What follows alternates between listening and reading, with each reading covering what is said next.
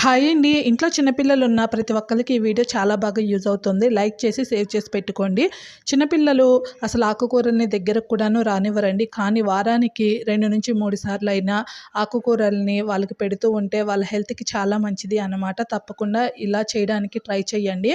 కానీ ఎంత ట్రై చేసినా సరే పిల్లలు అయితే ఆకుకూరలు తినడానికి ఇష్టపడినప్పుడు ఈ చిన్న టిప్‌నయితే ఫాలో అయిపోండి.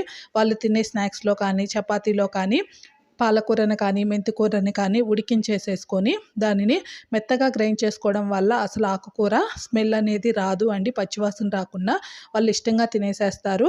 అలా అని చపాతీ కూడాను చాలామంది పిల్లలు తినడానికి ఇష్టపడరు కాబట్టి చపాతీ పిండిలో కాస్త రుచికి తగినంత ఉప్పు, అలానే కొంచెం ఆయిలు, ఒక చిన్న గ్లాసుడు పాలు వేసుకోవడం వల్ల చపాతీ చాలా సాఫ్ట్‌గా, టేస్టీగా వస్తుంది. మనం ఆకుకూర వేసినా సరే పిల్లలకి అస్సలు తెలీదండి.